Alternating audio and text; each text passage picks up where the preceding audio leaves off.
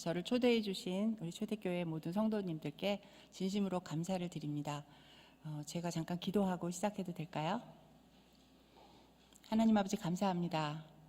두렵고 떨리는 마음으로 이 자리에 섰습니다. 에젤 선교회의 이야기가 아니라 하나님 당신의 이야기, 여호와 하나님의 이야기, 하나님의 마음이 있는 곳, 그리고 하나님의 눈길이 있는 곳, 그곳을 저희가 함께 바라보기 원합니다. 오로지 하나님 한 분께만 영광 돌리는 저희 되기 원합니다. 하나님, 이 초대교회 성도님들 한 분 한 분 주님께서 축복하여 주시고 기름 부어 주시며 어렵고 힘든 이 코로나 시간을 지나지만 함께 나누고 또 하나님의 마음이 있는 그곳을 늘 찾으려고 애쓰는 성도님들 주님의 이름으로 축복합니다. 오늘 이 2시간의 시간이 하나님께 새로운 영광 제사가 되길 원하고 또 성도님들에게는 하나님을 새롭게 경험하는 시간이 되기를 간절히 원하며 예수님의 이름으로 기도드렸습니다. 감사합니다. 저는 에젤 선교회를 창립을 했고 지금 27년째 이 일을 하고 있습니다. 여러분 지금 샌드아트 영상을 보셨는데요. 거기서 두 단어를 여러분들이 찾아내서 우리가 어떤 방법으로 선교를 하는지 아마 소개해 드리는 영상이었던 것 같습니다. 첫째는 낙엽이고요. 두 번째는 편지입니다. 에젤 선교회를 시작하게 된 것은 제가 선교를 알거나 선교에 대한 특별히 훈련을 받아서가 아닙니다. 저는 굉장히 병이 많았고 그리고 하반신 마비까지 될 만큼 교통사고를 심하게 당해서 걸을 수가 없었습니다. 병상에 몇 년을 있었고 어린 두 딸이 있었습니다. 시댁에서는 사업을 하시는 분이라서 여러분들 이런 얘기 들으면 그 시대에 그럴 수 있어? 그럴지 모르겠지만 시바지를 드리라는 시댁의 종명도 있었습니다. 남편은 일본으로 유학을 보내셨고요. 저는 미국에서 박사 공부를 끝내고 한국에 와서 고려대학에서 강의를 시작한 지 얼마 되지 않아서 교통사고가 났습니다. 여러분들이 생각할 수 있는 모든 콩쥐팥쥐부터 신데렐라부터 모든 그 어렸을 때 들었던 모든 이야기가 제 머릿속에 있었고 그리고 나만 죽으면 되지가 아니라 이 아이들 함께 죽어야 되나 라고 생각을 했습니다. 수도 없이 죽음에 대한 생각을 했습니다. 그리고 교회에 가기도 했어요. 조금 괜찮아서 저희 집이 교회에서 굉장히 가까웠는데 새벽에 아이 둘을 자는 아이들을 태우고 그리고 교회의 주차장에 가서 내가 여기서 죽으면 우리 두 아이는 누군가 입양해서 키우지 않을까 이런 생각까지 했었습니다. 그리고 교회에서 기도를 받으러 조금 괜찮으면 그 치유 기도 받으러 가기 시작을 했어요. 근데 어느 날 인도하시는 목사님께서 어떤 여자분을 기도를 해주라고 하는 거예요. 저는 식기도 말고 별로 기도할 줄은 몰라서 기도 받을 줄만 알았지 기도를 그렇게 하려는 사람이 아니었어요. 근데 갑자기 임신한 자매를 데리고 와서 저를 보고 기도를 해주라는 거예요. 아마 제가 두 아이를 가진 엄마기 때문에 같은 마음으로 기도해 줄 수 있지 않을까 생각을 했나 봐요. 난생 처음 모르는 사람을 위한 기도를 하게 됐습니다. 제가 무슨 일로 교회를 왔냐 그랬더니 배가 좀 불렀어요. 6, 7개월 정도 돼 보여요. 근데 아이가 문제가 있다는 거예요. 그래서 아이를 지워야 되는가 말아야 되는가 그 응답을 들으려고 교회를 왔다고 합니다. 저는 제 몸이 아프고 건강한 두 아이를 키우는데도 너무너무 힘든데 장애아를 키우는 게 얼마나 힘든지 엄마로서 알 수 있었어요. 저희 둘째가 몸이 많이 안 좋았기 때문에 늘 병원 치료를 했거든요. 그래서 같은 여자의 입장으로는 장애아를 낳아서 키우란 말을 못 하겠더라고요. 그런데 교회에서 저한테 제가 누군지도 모르고 기도받고 있는 사람에게 아이를 지우란 말을 못 하겠더라고요. 그래서 그때 처음 제가 용기를 내본 게 기도합시다 였어요. 뭘 기도했는지 지금 하나도 기억이 나지 않지만 하나님의 뜻을 구한다 그랬고 그 다음 주부터 그 자매는 나오지 않았습니다. 그래서 저는 수술을 했나 보다 이렇게 생각을 하고 잊고 있었습니다. 한 6개월쯤 지나서인가요? 한 여자가 아이를 안고 왔습니다. 저는 기억을 못했어요. 근데 그 자매가 제가 기도를 해줬고 아이를 낳았는데 아이가 정상이라는 이야기를 해줬습니다. 그것이 제가 기도에 대한 중보 기도에 대한 첫 번째 경험이었습니다. 조금 괜찮은 날은 교회 가서 기도할 수 있었고 힘들면 교회 순 모임에서 사람들을 불러서 기도해 달라고 했었습니다. 울부짖었고 찬양을 들었습니다. 나는 무슨 기도를 해야 될지 어떻게 기도해야 될지 알지 못했습니다. 근데 몸이 조금씩 나아지기 시작했어요. 제가 하반신을 못 써서 병원에 가서 MRI를 찍었더니 통증이 너무 심하고 신경을 누르고 있어서 그 신경을 자르는 수술을 해야 된대요. 그러면은 안 아프게 되는 거 아니냐, 참 좋은 거 아닌가, 왜 이때까지 날 놔뒀나 그랬더니 그게 아니라 하반신을 아예 못 쓴다는 거예요. 지금은 그래도 벽 잡고 걸어는 다닐 수 있는데 아예 휠체어를 타라는 거예요. 어린 딸이 5살, 1살이었습니다. 너무 막막했어요. 그랬는데 그때 MRI 찍는데 예수님이 저를 찾아와 주셨습니다. 그리고 제 몸이 따뜻해지는 것을 느낄 수 있었어요. 저는 수술을 하지 않겠다고 했습니다. 그리고 한 달 후 제 몸은 정상처럼 됐어요. 그리고 의사 선생님한테 이 얘기를 했습니다. 나 다 나았다고. MRI 그 당시 49만 8천 원이었어요. 거기다가 조영제 주사를 맞으면 7만 원이었어요. 저희 남편 월급이 60만 원이었어요. 근데 한 달 만에 제가 그 사진을 다시 찍었습니다. 제 마음속에는 그래 맞아. 나도 한 손에는 이 사진을 들고 한 손에는 이 엑스레이를 들고 사람들에 나가서 얘기를 해야지. 그러면은 사람들이 예수님을 믿을 거야. 그런 생각을 했습니다. MRI를 다시 찍었는데 남편을 조용히 의사 선생님이 불렀어요. 상상임신 아시죠? 그런 것처럼 내가 낫고자 하는 의지가 너무 강하면 그 잠시 착각을 한다는 거예요. 근데 그러다가 정신이 들고 내 몸이 다시 통증을 느끼면 이제 제가 자살을 할 수 있으니 조심을 하거나 이 병원에 입원을 시키라는 말이었습니다. 근데 저희 남편도 저를 한 달 동안 봤으니까 가지 않았습니다. 그러나 몸이 완전히 완치된 건 아니었습니다. 여러분 이렇게 뭐 간증 집회 같은 데 보면 뭐 이렇게 휠체어 타던 사람이 벌떡 일어나서 막 걸어다니고 그런 걸 많이 보셨겠지만 저도 그 순간에 잠깐 그랬지만 또 다시 아예 걷지 못하는 날도 있었고 제가 제일 힘든 거는 화장실에 가는 거였어요. 여러분 그거 아세요? 변기 앉는 것보다 일어나는 게 훨씬 더 많은 힘이 필요하고 어렵다는 것을요. 그래서 저희 어린 딸이 저를 막 도와주지 않으면 화장실 가는 것도 굉장히 힘들었었던 그런 시간들이었어요. 근데 교회에 갈 수 있는 날은 교회를 갔고 사람들이 저를 위해서 기도해 줬고 저는 어느 결에 아픈 사람들을 기도해 주는 사람으로 변해져 있었습니다. 아픈데도요, 저는. 근데 하영조 목사님께서 저는 서울 온누리교회 다니는 사람인데요. 하와이에 있는 YM을 가보라고 하더라고요. 그래서 그 자료를 보니까 University of the Nation이었어요. 그래서 유니버시티 공부하는 건가 보다. 미국에서도 공부를 했어요. 그리고 학위도 받았어요. 그러니까 미국에서 성경 공부를 하는 데인 줄 알고 갔어요. 그랬더니 그게 CDT였습니다. 제가 이 이야기를 하는 이유는 저는 이렇게 선교에 대해서 아무것도 알지 못했다는 것입니다. 4개월 동안 했고 하나님이 저에게 많은 환상을 보여주시기도 했습니다. 그리고 한국을 돌아왔습니다. 하영조 목사님께 이렇게 저희가 아주 큰 돈을 가지고 갔습니다. 선교사님을 위해서 헌금을 써달라고요. 근데 한 목사님이 이런 말씀을 하셨어요. 선교는 돈으로 하는 게 아니에요. 그런데 저 같은 사람이 어떻게 해야 돼요? 그랬더니 그 돈을 받질 않으셨어요. 그 돈이 얼마인 줄 아십니까? 1995년도에 3억이었습니다. 저는 지금도 이해되지 않아요. 근데 저는 그거보다 10배, 20배 넘는 돈을 지금까지 쓰고 있습니다. 글쎄요, 성도들의 특별한 그 하나님의 마음을 보실 수 있는 해안이 물론 하영조 목사님께 있으셨겠지만 저는 아무리 돌아봐도 저는 비참하고 죽는 것만 묵상하고 있는 아주 그냥 불쌍한 2딸을 가진 여자였습니다. 제 몸은 많이 아파서 조금만 서 있으면 다리가 아프고 힘들었습니다. 그러면서 세상에서 말하는 온갖 여러 가지 병들이 또 많이 있었어요.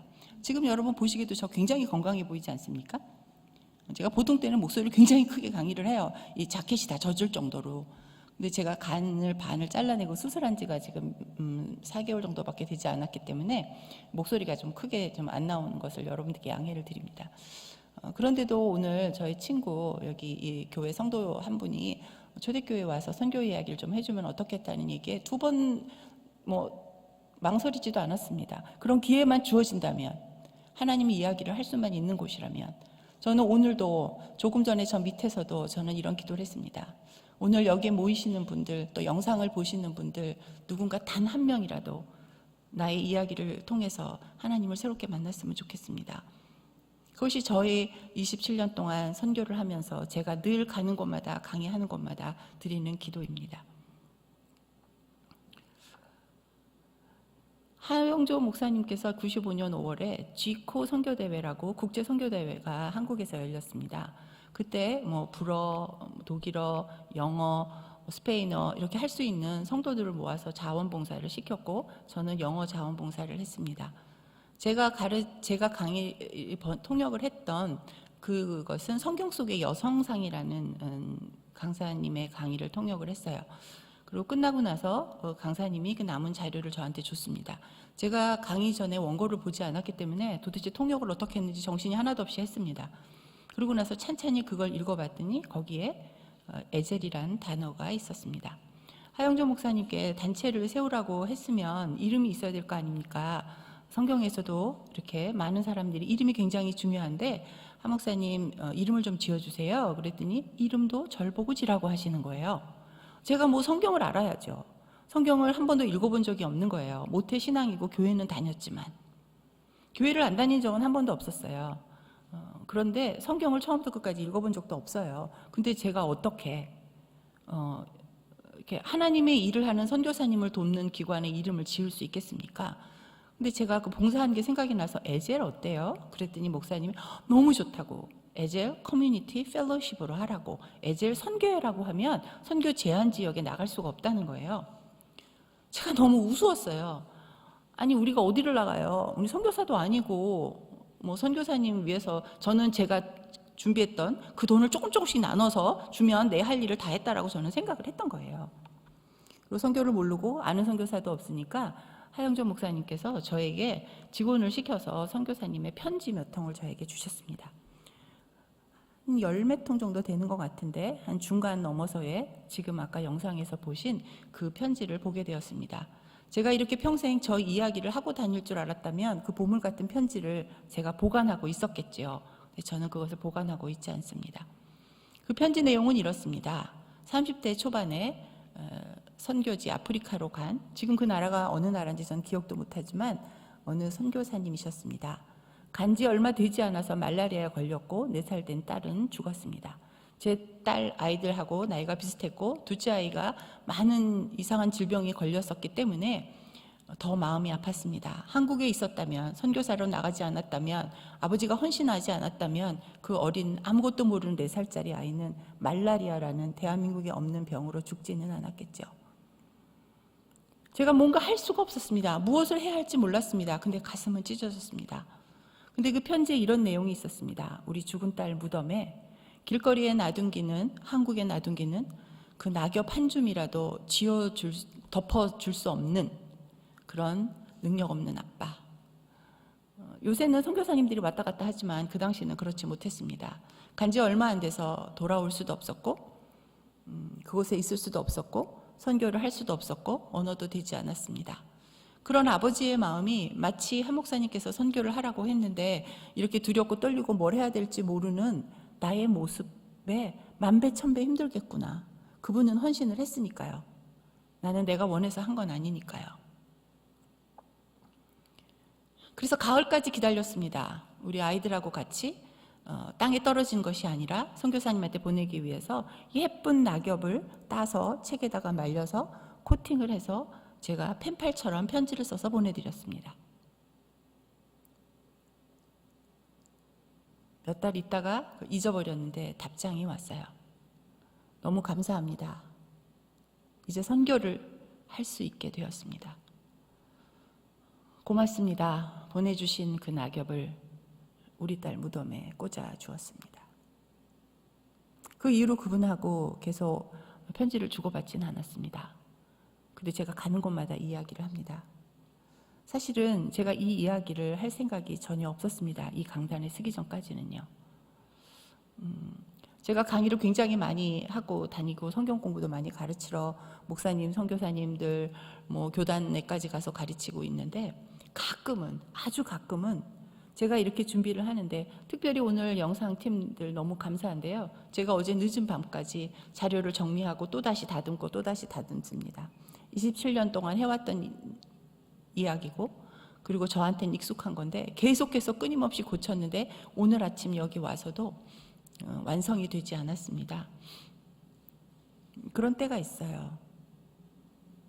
이럴 때 제 강의는 엉망일지 모르지만 제 가슴은 뜁니다. 하나님이 무언가 말하게 하시는구나.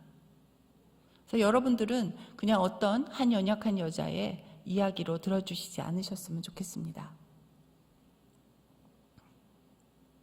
저는 그때부터 할 수 있는 게 없어서요. 선교사님 편지를 얻어다가요. 그냥 읽었어요. 읽고 주기도문으로 아멘 했습니다. 그리고 나는 기도를 너무 못하니까 기도를 잘하는 사람들을 찾아다니기 시작을 했어요. 그래서 제가 먹을 거를 사고 간식을 하고 저희는 순모임이 있기 때문에 순모임 하는 데를 찾아다녔어요. 요새는 그렇게 뭐 개인정보 그런 것 때문에 정보를 주지 않지만 그 당시에는 다 받을 수 있었어요. 그래서 저희 동네에 있는데 순장님한테 연락을 드리고 그래서 순모임 하는 데를 가서 이렇게 선교사님 기도 편지를 5분만 시간을 달라 그러고 제가 순모임 하는 동안에 아이를 봐주기도 하고 설거지를 해주기도 하고 그렇게 2년 정도를 다녔습니다. 오늘의 교회라면 선교하는 교회로 아주 유명한 교회입니다.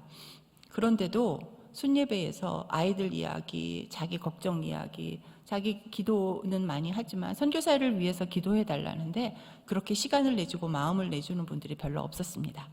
그래서 내가 해야 되나 보다 라고 생각을 했습니다. 저희 사무실을 하영주 목사님께서 두란노 서원 그 건물에다가 내주셨어요.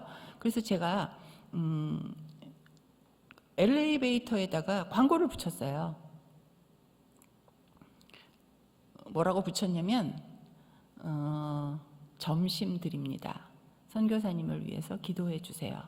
그리고 17년 동안 점심시간에 그렇게 식사 대접을 하고 그 직원들이 40-50명씩 30분 동안 선교사님들 편지를 나눠서 기도해주고 찬양을 하고 했습니다. 지금은 그 모임이 진행되고 있지는 않은데요. 모임을 하다가 없어지기도 하고 새로운 사람들이 들어오기도 하죠. 이렇게 아무것도 모르는데 하나하나씩 배워가기 시작했습니다. 말씀이 너무너무 갈급했습니다. 기도를 하라는데요. 여러분 기도 늘 하시죠? 기도 어떻게 하시나요? 기도는 듣는 것부터 시작해야 됩니다. 저는 최선을 다해서 오늘 강의를 준비했지만 영상실에서 지금 저 여자 뭐 하는 거야 라고 할지 모르겠어요. 제가 준비하고 위에 올라가서 맞췄던 시간하고 전혀 다른 얘기를 지금 하고 있습니다. 제가 준비된 모든 자료 아까 찬양팀들 보셨겠지만 지금 하나도 진행하고 있지 않습니다. 저는 아무것도 모르고 지금도 모릅니다.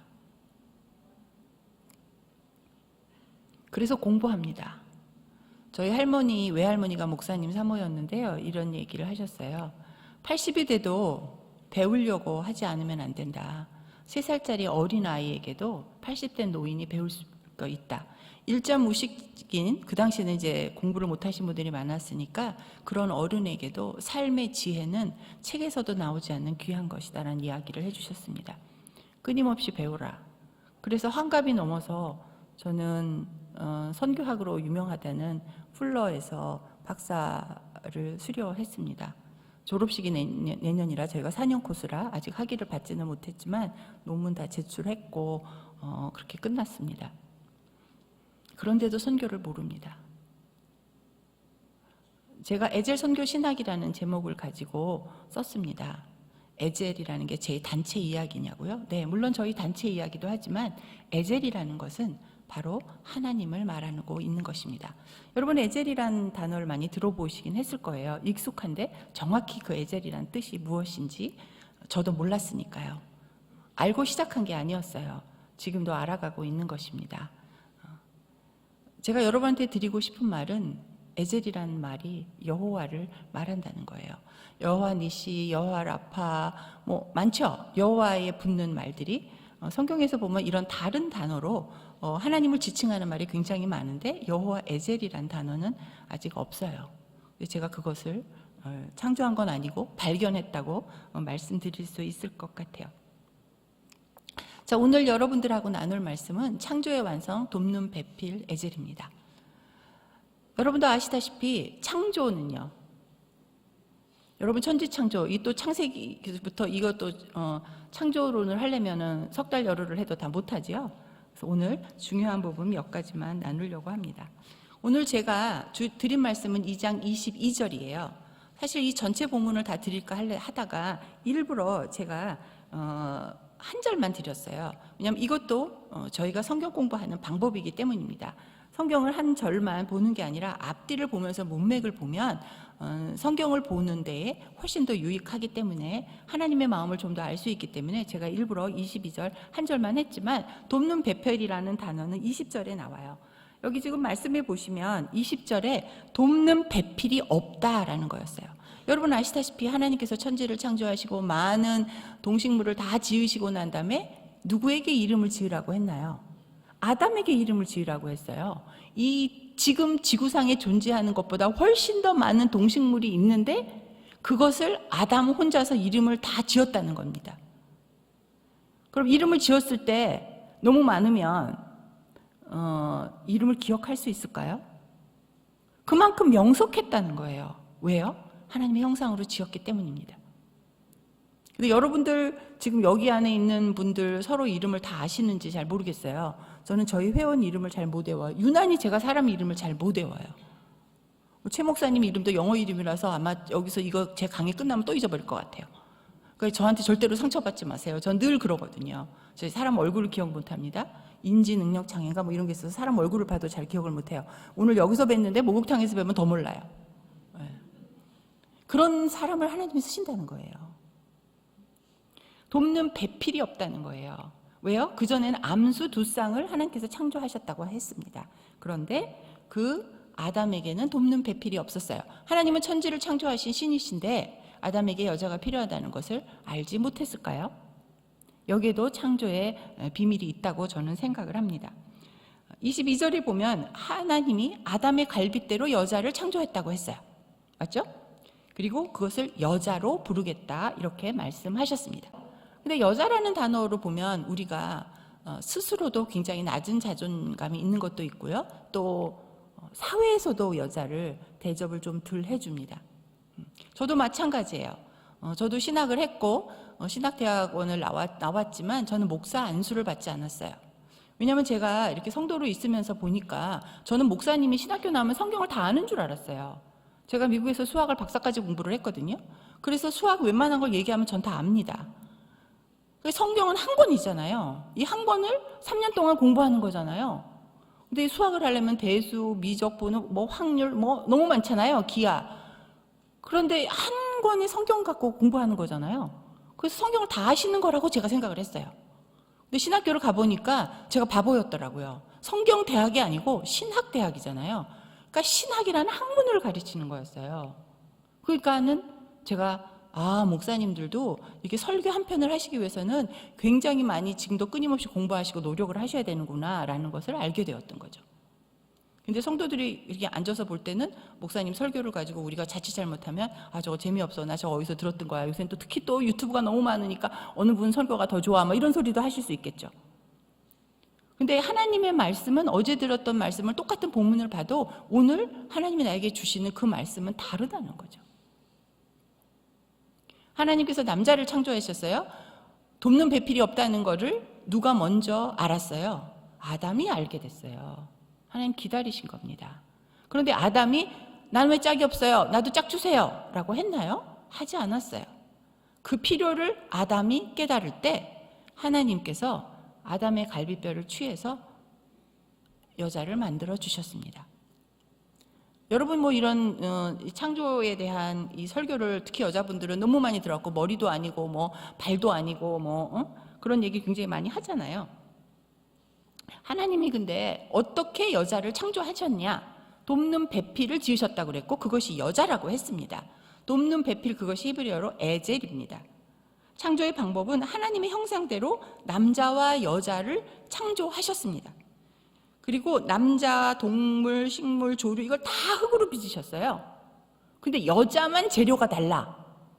우리 재료는 뭐예요? 네, 뼈예요, 뼈. 본 차이나. 흙으로 만든 뚝배기가 아니고 우리는 본 차이나다 이 말이에요. 고급 그릇. 그러니까 잘 쓰지 않고 이렇게 장에다가 모셔놨다가 귀한 목사님 오실 때 대접하는 그릇. 그런 거라는 거죠. 잘못하면 깨지기 쉬운 그릇. 이거라는 것입니다. 그런데 또 하나 동식물과 다른 게 또 하나가 있어요. 그게 뭐죠? 하나님이 생기를 불어넣어 주셨어요. 이게 성령이죠. 르하하라고 하는. 생기를 불어넣어 주신 게 다른 겁니다. 그리고 또 한 가지는 이 둘이 하나가 된다라고 얘기를 하셨어요. 연합해서 하나가 되는 겁니다. 창조의 우리가 그 산고의 고통을 그전에는 없었는데 생겼다 그게 아니에요. 여러분 동물들 보세요. 동물들도 아이 낳는데 아파요. 어쨌든 하룻밤 아파요. 저는 소가 새끼 낳는 걸 봤는데요. 정말 끙끙 앓더라고요. 그런데 애 낳고 그 양수랑 이렇게 막을 다 혀로 이렇게 다 닦아주고 그리고 얼마 안 돼서 이 어린 송아지도 비실비실하면서 걷고 또 엄마도 딱딱 걸어요. 여러분 동물의 왕국 같은 거 보면 동물들은 더 그렇습니다. 왜? 언제 어디서 야수가 와서 우리 아기를 잡아먹을지 모르니까 늘 경계합니다. 근데 사람은요. 아기를 낳고 나서 벌떡 일어나서 못해요. 우리는 3-7일이라는 것을 해갖고 산모 그냥 방에 뜨뜻한 앉아서 아무리 독한 시어머니가 있어도 누워서 몸조리하게 시키잖아요. 아이가 걸으려면 1년이 걸립니다. 그러면 우리는요. 지금 시대가 아니라 옛날 시대에는 우리도 자연에서 그렇게 동물들처럼 그렇게 살았는데요. 어떻게 그렇게 살 수가 있었을까요? 연약한. 우리가 사자도 아니고 호랑이도 아닌데. 우리는 어쩌면 양처럼 그렇게 사슴처럼 연약한데 하나님이 보호하시기 때문입니다. 천지창조 때부터 하나님은 우리와 함께 하시기 때문에 우리는 그 1살짜리 아이 못 걸어도 하나님이 지켜주시는 겁니다. 그래서 사람하고 동물하고는 완전히 달라요. 존재가 달라요. 특히 또 여기 남자분들 좀 계시는데 죄송한데 남자하고 여자가 다르냐? 그렇지 않아요. 하나님이 하나가 되기 위해서 갈비뼈를 취하셨어요. 여러분들 그거 아세요? 인간 흙으로 창조되었어요. 우리 죽으면 어디로 간다 그래요? 흙으로 간다고 합니다. 흙으로 와서 흙으로 돌아갑니다. 그리고 사람의 인체는 206개의 뼈로 되어 있고 23개의 염색체로 만들어져 있고요. 그 23번째 염색체가 남자 여자를 가르는 거예요. 우리 아들 못 낳았다고 여자들 엄청 구박받았고 저도 뭐 씨바지까지 드리라고 했는데 저는 잘못이 없어요. XX 염색체예요. 남자 X, Y 중에서 X가 들어오느냐 Y가 들어오느냐에 따라서 남자를 낳는 여자를 낳는 결정이 된다는 거죠. 무식하니까 며느리로 구박을 하는 거예요. 자, 인간이 이렇게 창조가 됩니다. 근데 유일하게 갈비뼈만 재생이 됩니다. 그러니까 어떤 때에 남자는 갈비뼈가 똑같이 있고 여자는 갈비뼈가 똑같이 있고 이거 창조 얘기가 잘못된 거 아니냐 이런 얘기 하는 거 들어보셨어요? 네, 믿지 않는 사람들이 이런 얘기해요. 예를 들어서 우리가 손가락이 이렇게 잘려졌어요. 그러면 그 다음에 내가 애를 낳으면 애가 손가락이 없이 나타나나요? 전사행 군인이 군대 갔다가 다리가 하나 잘렸으면 아기를 낳으면 애가 다리가 없어서 나오나요? 아니에요. 하나님께서 갈비뼈를 취하셨지만 그 다음에 아담의 자녀들은 갈비뼈가 정상이다 아니다? 정상입니다. 근데 더군다나 인체 중에서 유일하게 갈비뼈는 재생이 된다. 근데 이 이야기를 지금 과학시대에 썼다? 아니다. 5000년도도 훨씬 적인 모세 오경에서 이 창세기를 썼다 이겁니다. 자, 이렇게 하나님은 우리가 날 때부터 창조 때부터 우리를 인간을 하나님의 형상으로 만들었으며 우리를 돕겠다고 작정하셨어요. 스스로. 그리고 우리가 너무 죄를 짓고 사니까 하나님이 속이 터져가지고 결국은 독생자 예수를 신이신 예수를 인간으로 만들어서 죽게 하셨어요. 그게 여러분이에요. 한 분 한 분이 그렇게 소중한 분들이에요. 자, 그러면 에젤이 성경에서 어떤 뜻이냐? 에젤은 돕는다는 뜻입니다. 아까 돕는 배필이라고 했어요. 그리고 돕는다란 단어뿐만 아니라 돕는 배필로 우리가 지어졌어요. 뭐죠? 우리는 누군가와 함께 할 때 그 하나됨으로써 우리의 완성을 하나님의 창조의 완성을 우리 스스로가 이루는 거예요. 사람이 독처하는 것이 좋지 않아서 함께하는 사람을 했으면 그 사람은 혼자 존재하는 게 아니라 그래서 요새 보면은 뭐 자연인 그래갖고 산에서도 막 사시고 그러는데 그게 아니라 인간은 공동체로 함께 해야 된다는 것이 하나님의 방법입니다. 이 에젤의 의미는 성경에서 128번이나 나오는데요. 군사적 의미가 있습니다. 다윗과 사울이 싸울 때 하나님이 함께 하셨습니다. 그것이 에젤입니다. 또 아사와 구스 전쟁, 우시와 이 성경에 많은 그 많은 전쟁, 여러분 그 여호수아가 전쟁 갈 때 모세가 손을 들어가지고서는 전쟁이 이겼나요? 아니에요. 하나님이 도우셨기 때문에 이겼어요. 여리고 성이 무너졌습니다. 7바퀴 돌았어요. 7바퀴 돌으면 성이 무너지나요? 그럼 여러분 정말 꼴보기 싫은 사람 집에서 바깥에서 7바퀴 돌으면은 그게 집이 무너지나요? 아닙니다. 하나님이 하셨기 때문입니다. 그리고 또 한 가지는 병들고 약한 약자들을 도우시는 하나님 때 에젤이란 말을 씁니다. 그리고 압제당한 자들, 이스라엘 사람이 애굽에서 430년 동안 종살이를 했습니다. 이때 또 홀로코스트에서 이스라엘 백성들이 그렇게 감옥에 갇혀 있었을 때 그 압제당한 자들에게, 또 때로는 아직도 그런 분이 있는지 모르겠지만 상관에게, 또 시어머니에게, 요즘은 까꾸로 또 아내에게 구박받는 이런 남자들에게도 하나님이 함께 하신다 이 말입니다. 그리고 구원의 의미로서 하나님이 예수 그리스도를 보내셔서 우리를 영원한 생명은 구원을 주시는 이것도 하나님이 우리를 도우신다는 말에 에젤이란 단어를 사용합니다.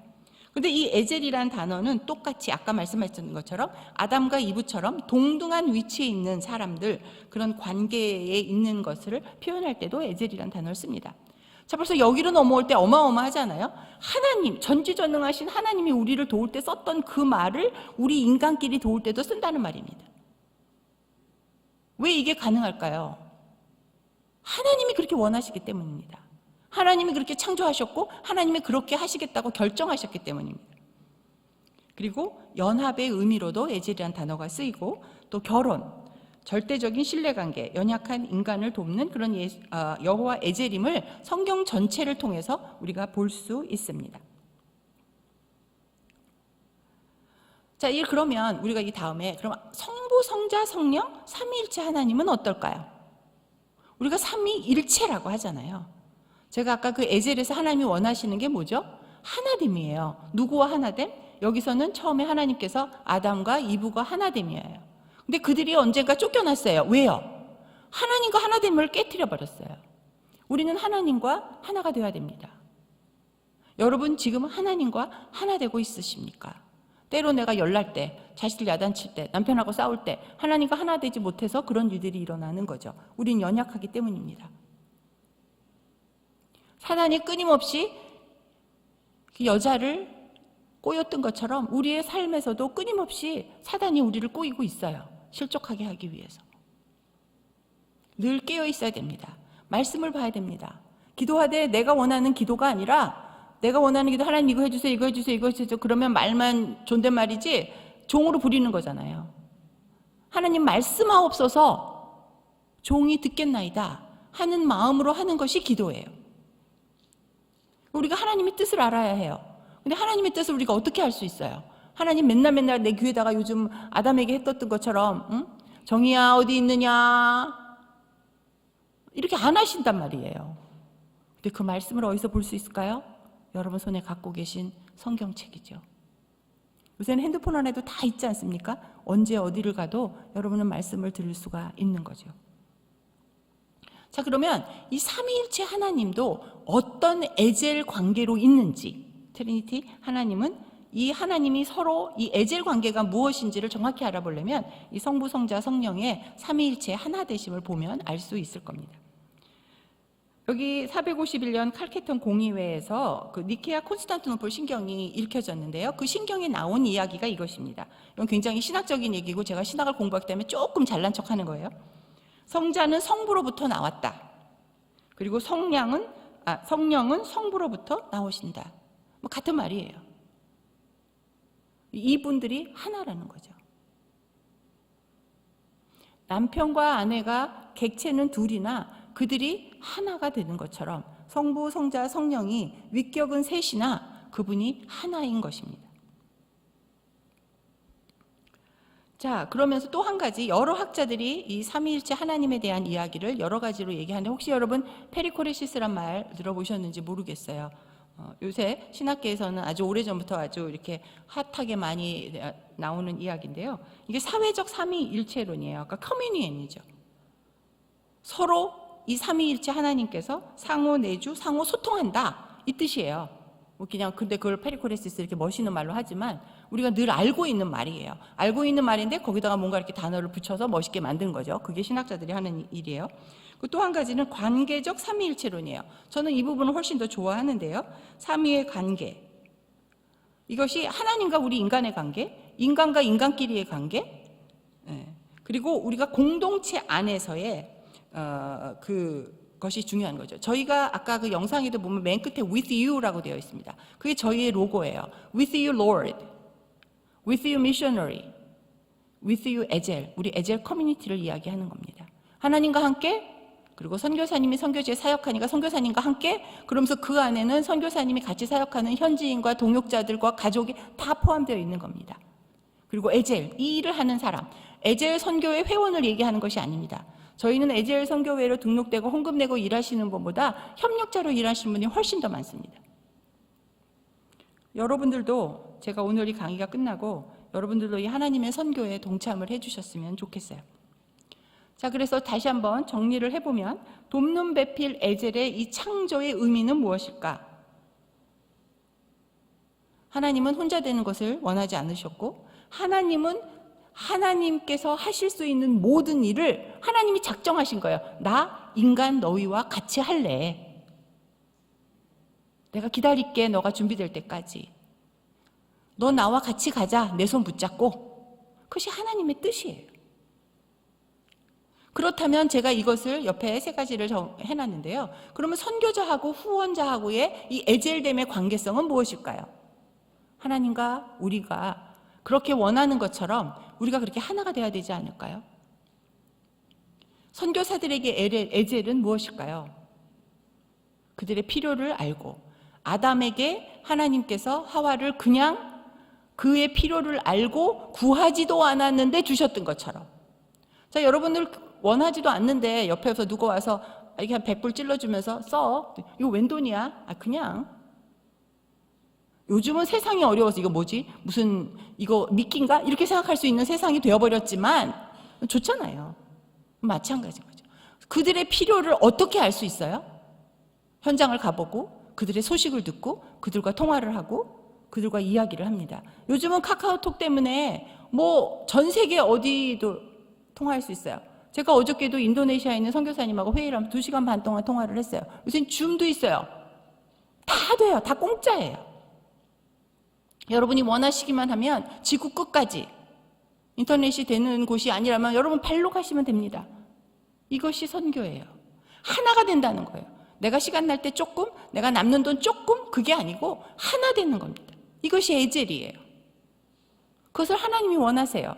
하나님의 마음에 있는 것, 하나님의 눈에 있는 것. 자, 여러분이 아이가 5이 있다고 생각해 봅시다. 저는 아이가 3인데요. 한 애가 무지무지 아파서 병원에 입원을 해요. 그럼 어떻게 해요?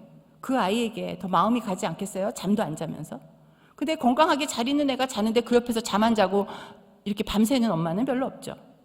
하나님의 마음이 있는 그곳, 하나님이 여러분 보고 그걸 알아달라는 거예요. 같이 봐달라는 거예요. 그들의 필요를 그들이 구하기 전에 너희들이 알아서 좀 챙겨주면 좋겠다는 거예요. 그들은 선교지에서 그 일을 한다면 여러분들은 그것을 후방에서 해줄 사람들이라는 거죠.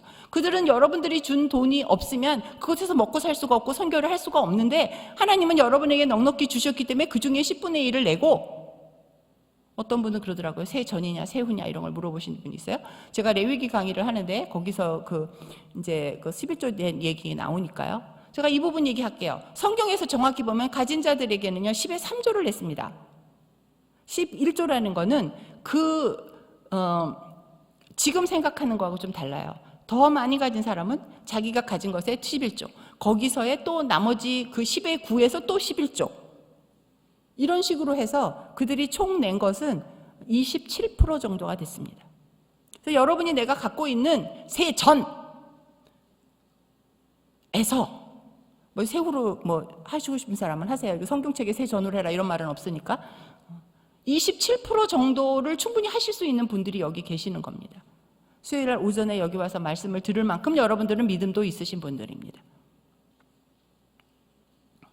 그럼 선교의 완성은, 창조의 완성은 돕는 배필을 만들면서 완성이 됐어요. 그럼 선교의 완성은요? 여러분들을 통해서 하나님의 그 뜻이 선교지에서 현지인들에게 전달될 때 선교가 완성이 된다고 저는 생각합니다. 그것이 하나님의 마음이죠. 그럼 선교를 알려면 요즘 하나님의 선교라는 얘기 굉장히 많이 합니다. 근데 이 하나님의 선교라는 이 단어가 나온 지가 사실 얼마 되지 않았어요. 지금은 너무 익숙한 단어죠. 제가 플러에서 목회학 박사 공부하시는 분들하고 수업을 하나 들었는데요. 교수님께서 하나님의 선교 얘기를 하는데 하나님의 선교라는 단어를 못 들어본 선교사님들이 있더라고요. 그만큼 약간의 신흥 단어일 수도 있어요. 요새는 선교적 교회, 뭐 다 너나 할 것 없이 선교적 교회라고 얘기를 하죠. 이 선교에 대한 데피니션은 굉장히 다릅니다. 믿음, 소망, 사랑, 거룩, 뭐 이런 것들, 긍휼. 여러분들은 이런 단어를 성경에서 나올 때 그 단어가 그냥 감으로 알면 안 돼요. 제가 목사님께 목사님 성함이 어떻게 되세요? 그럼 정확하게 나오죠. 자녀가 몇 분 있어요? 정확하게 나옵니다. 근데 믿음이 뭐예요? 근데 사람마다 다 달라요. 그러면 조금 더 그것이 정리가 돼야 될 것인 거죠. 물론 예수님께서 말씀하시는 그 믿음에 대한 변함이 없지만 그것을 시대가 바뀌니까 상황이 있기 때문에 그것을 가지고 우리가 우리에게 적용을 할 때에 그 믿음을 우리 상황에서 그 믿음 중에서 어떤 믿음, 섬김 중에서도 어떤 섬김을 해야 되는가는 여러분들 각자가 그것을 발견해내야 된다고 생각을 합니다. 자, 이 하나님의 선교라는 말 자체가요, 1958년 조지 휘체돔이라는 사람의 책에서 나온 말이에요. 얼마 되지 않았어요. 60년 조금 넘었어요. 70년도 안 됐어요. 미시오 데이라는 하나님의 선교라는 책을 만들면서 그 책의 제목으로 하나님의 선교라는 말이 나오기 시작을 했습니다. 그래서 이 사람이 말하고 휘체돔이 말하고 있는 하나님의 선교는 하나님 구원의 완성이다. 여러분, 하나님께서 구원하셨습니다. 그래서 우리는 계속해서 성장해 나가고 성숙의 단계로 들어가는 것입니다. 그래서 우리가 온전한 구원 이미 받았습니다. 우리가 받은 구원입니다. 그러나 우리가 성숙하고 완전으로 가기 위해서는 하나님의 선교를 하지 않으면 안 된다는 것이죠. 그리고 하나님과의 관계, 또 수평적인 인간과의 관계, 이것이 동시에 다 필요하다는 겁니다. 우리가 사람들만 열심히, 여러분 교회에서도 열심히 일을 하다가 보면 내가 이 일을 왜 하고 있는지 모르는 거죠. 그러니까 싸우는 거죠. 정말 이것이 하나님의 나에게 맡긴 일이고 하나님이 무슨 일이 됐든지 정말 내가 예수님의 신들매도 그걸 들 수가 없을 만큼 내가 정말 연약한 자인데 이 일을 시켰다는 감사가 넘친다면 교회에서 일하면서 다툼이 있을 수는 없습니다. 뒷말이 있을 수가 없어요. 근데 여자가 셋이 모이면 접시가 깨진다고 하지 않습니까? 근데 저는 대부분이 여자들하고 사역을 합니다. 그리고 선교를 타문화권으로 하는 이 전도를 선교라고 그렇게 이야기를 했습니다. 근데 이게 하나님의 이 선교가 선교적 교회라는 단어로 오면서 우리 지역에 있는 사람들에게 전도하는 것을 선교하는 것으로 말하는 사람들도 있습니다. 또 여기 폴 히버트라고 하는 아주 유명한 신학자가 말하는 그 하나님의 선교라는 이 사람의 그 데피니션은 뭐냐면 개인의 구원, 교회의 구속, 신학과 선교 이 모든 것을 총처럼 하나님 나라가 이 땅에서 완성하는 것을 하나님의 선교라고 그렇게 이야기를 했습니다. 자, 여러분은 하나님의 선교를 뭐라고 생각하십니까? 자, 찰스 베닝겐이라고요. 아주 유명한 또 하나의 신학자가 있습니다. 이분은 하나님의 선교를 이렇게 5가지로 나누었어요. 삼위일체적 선교다. 하나님께서 성부, 성자, 성교가 성령이 하나 되신 것처럼 우리 그렇게 해야 된다. 그 통정적 선교다, 보편적인 선교다, 집합적 선교다, 상황적 선교다. 그건 뭐냐? 선교지의 상황에 맞춰서 여기서 된다고 거기서 되는 게 아니다라는 거죠. 제가 이틀 전에 제가 GBT에 이사로 있기 때문에 그 네팔에서 편지를 하나 받았어요. 그래서 이사회, 긴급 이사회까지 열렸습니다. 목사님이 사역하는 사역지인데 이분이 한국에 나와 계시기 때문에 거기 있는 다른 선교사님한테 부탁을 해서 현지인을 데리고 그 선교지를 돌아보는데 그 네팔 카트만두에서 10시간 정도 떨어진 곳이었어요. 근데 거기를 뭘 타고 갔냐? 오토바이를 타고 가셨습니다. 비행기를 타고 가면 2시간이면 가는 거리겠죠? 갔는데 가다가 사거리에서 그쪽에 그 동네에 사는 어떤 청년하고 부딪혔습니다. 근데 목사님은 헬멧을 썼기 때문에 목사님은 크게 다치지 않았어요. 자기 선교지도 아니고 다른 사람을 데리고 가기 위해서 10시간의 고생을 하고 가주셨는데 이 한국 선교사님이 성이 이신데요. 이 선교사님께서 갔는데 현지인 청년하고 부딪혔어요. 근데 행여 그분이 또 거기 목사 아들이야. 근데 그쪽에서 100% 실수를 했어요. 그쪽에서 과실을 했는데 제가 좀 상황화를 설명드리는 거예요. 근데 그 네팔은 많이 다친 사람이 책임이 있는 거예요. 그러니까 많이 다친 사람이 보호를 받아야 되는 거예요. 덜 다친 사람이, 내가 피해자라도, 많이 다친 사람이 가해자라도 그 사람에 대한 책임이 있는 겁니다. 근데 이것이 경찰이 왔고 이 청년이 병원으로 갔는데 뇌사 상태라고 합니다. 선교사가 그것도 자기 선교지도 않은 다른 선교지에 부탁을 받고 가서 뭔가 도와주려고 하러 갔다가 거기 현지 목사 아들을 뇌사 상태를 만들었으면 여러분 같으면 마음이 어떨 것 같아요? 그런데 구속이 됐습니다. 나는 피해자인데, 잘못은 그 청년이 했는데, 근데 이게 고소가 들어갔습니다. 그리고 2천만 원이 있으면 보상금으로 해서 이것이 해결이 될 수 있는데, 고소가 들어가면 고소가 취하가 안 되는 것이 그 나라 법입니다.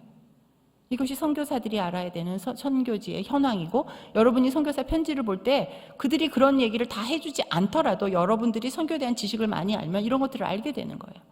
제가 선교사님들의 편지를 보고 매일 기도를 하면서 느끼는 거는 저의 세계관이 너무너무 커졌고, 전 세계를 다니면서 또 때로는 우리 아이들하고 같이 다니기 때문에 우리 아이들의 세계관이 전 세계예요. 왜 전 세계를 알아야 되느냐? 하나님이 이 세상을 이처럼 사랑하사 독장자 예수를 우리에게 주셨기 때문입니다. 우리는 이 세상에 대해서도 관심을 가져야 돼요. 그리고 그걸 위해서 기도해야 돼요. 그리고 그거보다 먼저 하나님의 뜻이 어디 있는가를 우리는 구해야 하는 것입니다. 보편적 선교라는 것은 모든 사람에게 해당이 된다는 거예요. 단 한 사람도 빼놓지 않고, 특별히 여기 계신 분들은 말할 것도 없고요. 하나님의 선교 누구나 다 해야 된다. 하나님의 선교는 무엇인가? 하나님의 복음이 땅끝까지, 마태복음 마지막 장 마지막 절에 있는 땅끝까지 복음이 전하되는 그 일에 여러분들은 지금 이 시간 어떤 일을 하고 계십니까? 거창해 보이는데요, 거창한 거 하나 없습니다. 여러분들 한번 이 시간 잠깐 생각해 보세요. 하나님의 선교? 어려운 이야기가 아닌데 내가 성도로서 내가 오늘, 우리 매일 하루에도 요즘 다이어트로 한 끼, 두 끼밖에 안 드시지만 우리 일반적으로 하루 3끼를 먹으면 하루 3끼 밥을 꼬박꼬박 먹는데, 오늘 이 시간 여러분들은 하나님의 선교를 위해서 무엇을 하셨습니까? 제가 선교하는 사람이기 때문이 아닙니다. 저는 선교단체 대표인데도 사람들이 저한테 선교사라고 많이 부르는데 제가 그 말을 듣기가, 감당하기가 어려워서 그 말 하지 말라고 합니다. 그 선교사라는 말 자체가 그곳에서 살면서, 저 같은 사람은, 성경 가르치는 사람은 순회 선교사라고 하는데요, 그게 아니라 그 땅에서 그냥 복음 한 사람 전할 사람이 없어서 그 사람을 찾지 못해서 10년씩 그렇게 고통받고 있는 그 선교사님, 그리고 하나님의 마음을 찾으려는 그 선교사님하고 내가 비교할 수가 없어서 사람들이 저한테 선교사라 부르면서 선교사라고 부르지 마세요 그런다니까요. 그 단어가 주는, 제가 목사 안수 안 받았다고 했지 않습니까? 목사라는 명칭이 주는 성도들에게 느끼는 그것이 너무 버거워서요. 근데 여러분은 하나님이 예수 그리스도의 생명을 대신해서 여러분을 구원해 주셨고, 하나님이 하나님의 선교를 같이 하자고 손을 내뻗고 계시는데, 그럼 지금 여러분의 행동은 무엇인가 한번 여러분들이 생각을 해봐 주셨으면 좋겠습니다. 늦지 않았어요. 선교 몰라도 됩니다. 저 같은 사람도 했습니다. 선교를 모르시는 분 때문에 저희는 매일 아침 7시간만 되면은 3명의 선교사님의 이야기, 편지를 읽어드리는 음성 기도 편지를 매일 보내고 있습니다. 3명씩 아침에 10분이면 다 듣습니다. 그 기도가 할 수 있습니다. 매일 3명씩. 매일 바뀌는 나라를 통해서. 중요한 건 매일이에요.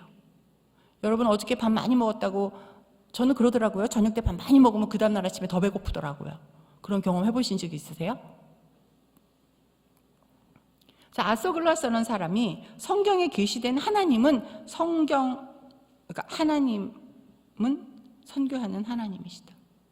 하나님은 창조부터 지금까지 요한계시록에서 1장 1절부터 마지막 장 마지막 절까지 하나님의 선교 이야기라는 것입니다.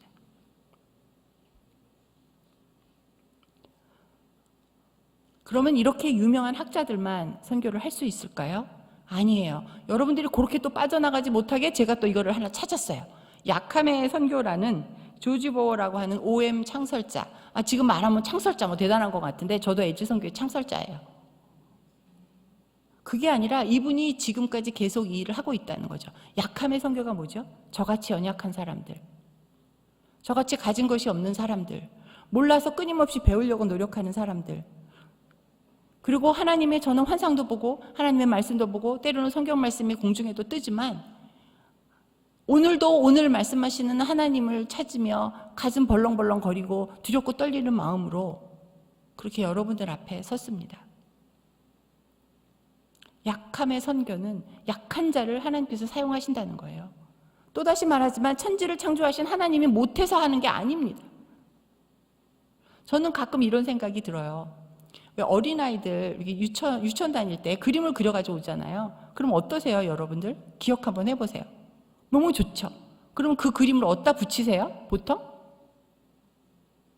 고이 보석함에다가 넣어 놓으시나요? 아니죠. 그 아이도 보라고 냉장고에 마그네틱으로 붙여놓죠. 대부분은 그러십니다. 저는 천국에 아직 안 가봐서 모르겠지만 하나님의 부엌에 우리가 한 날을 매일매일 하나님이 사진을 찍어서 하나씩 놓는 것처럼 생명책에 기록하시지는 않을까라는 생각이 듭니다. 하루에 아침에 저희들은 3명의 선교사님의 편지를 들으며 하루를 시작합니다. 그럼 여러분 하루가 끝나는 날 여러분들 밤자리에 들기 전에 기도하실 때 여러분들은 어떤 하나님과 대화를 하십니까? 하나님이 오늘 너희 참 잘 살았다 라고 하면서 하나님의 어떤 격려와 위로를 여러분들은 주무시기 전에 받으시나요? 그럼 여러분들이 저 여자는 맨날 은혜 넘치게 사나 보다. 아니에요. 회개투성이고 실수투성이고 하나님 얼굴 뵙기가 너무 두렵고 사실 그렇게 삽니다. 그렇기 때문에 여러분들도 하실 수 있다는 거죠. 제가 실수투성이고 잘하는 게 없어도 하나님이 저를 사용해 주시고 있기 때문이죠. 자, 그러면 저희 에젤선교의 일을 해볼까요?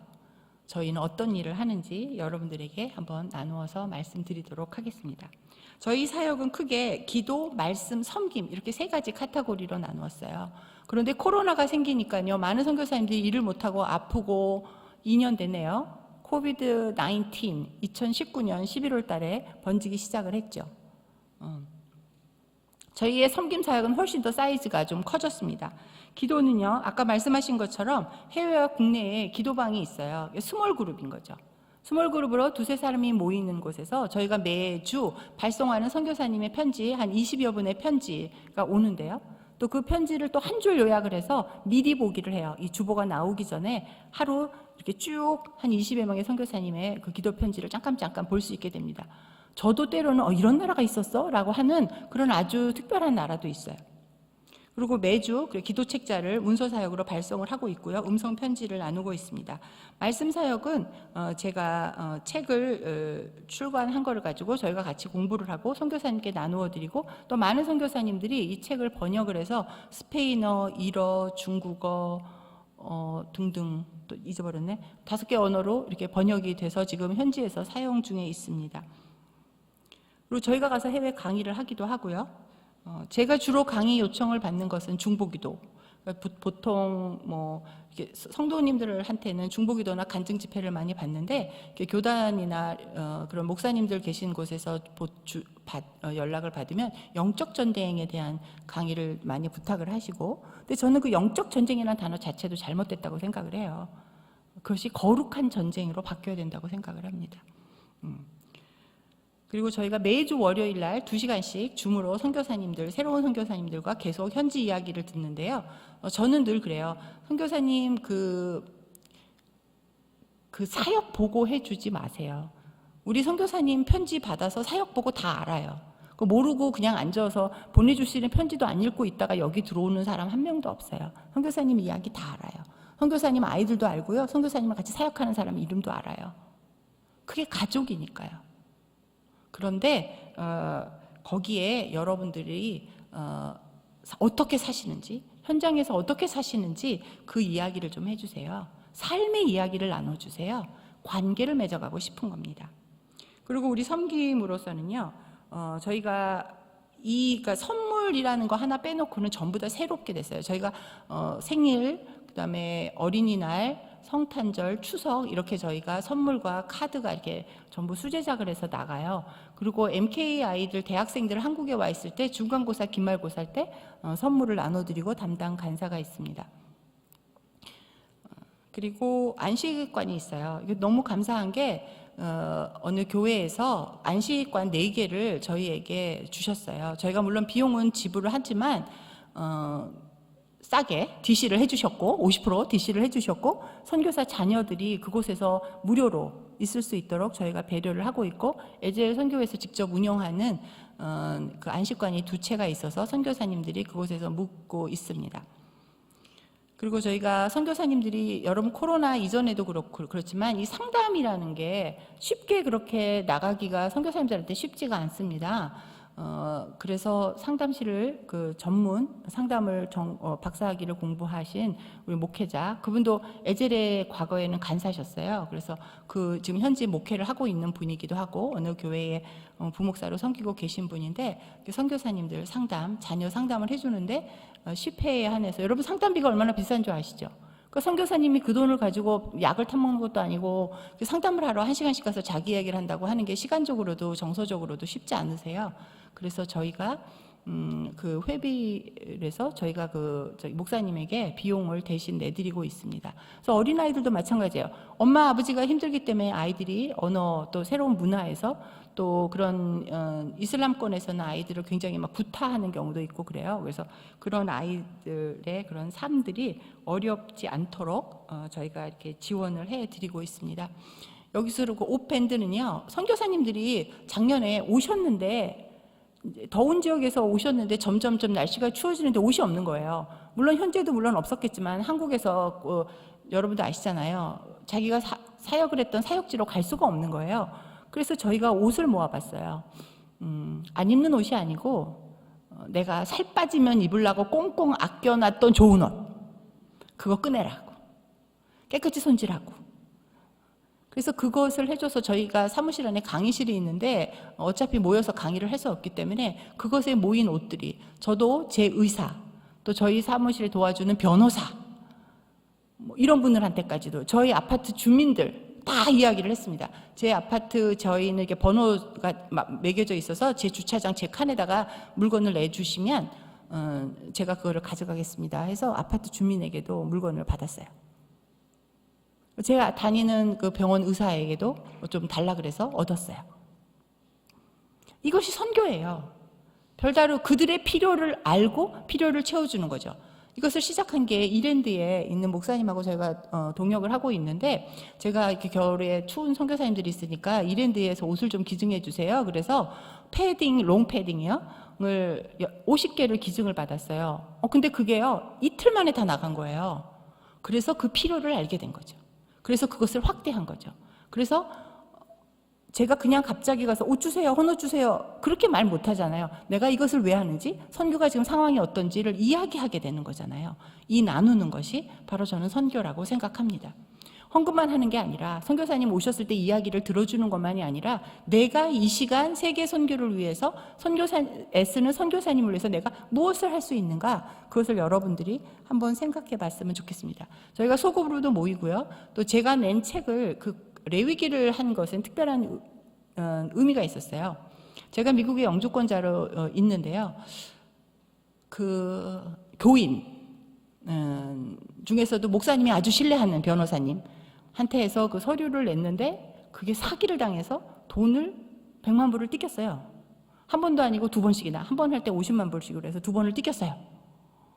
이게 바보죠. 영어를 못하는 것도 아니고. 그러면서 미국에서 영주권이 캔슬이 되고 추방이 됐어요. 여러분 미국 사시니까 아시잖아요. 한국에 잠깐 가방 가지고 일주일 동안에 잠깐 뭐 인터뷰만 하면 된다 그래가지고 핸디캐리에 우리 아들 중학교 2학년짜리 아들하고 한국을 갔는데 대사관이 이 사람은 전문 사기범이다. 너도 여기 걸려들었다. 그렇지만 네가 변호사를 고용했고 네가 사인한 네 페이퍼다. 그러니까 너는 영주권 취소다. 제가 프린스턴에서 살고 있었거든요. 4,600 스퀘어핏의 집을 그렇게 하고 살고 있었는데 겨울이 되니까 막 이게 막 보일러도 터지고 막 난리가 났었었죠. 올 수가 없었습니다. 핸드캐리 가방만 하나 가져가는데 옷도 없고 한국에서 살 데도 없고, 그런 일을 당하면서 제가 너무 기가 막히잖아요. 같은 교회 다니는 성도인데 제가 억울하고 분한 건 잠시인데 제가 기도를 했어요. 이미 당한 건 당한 거고.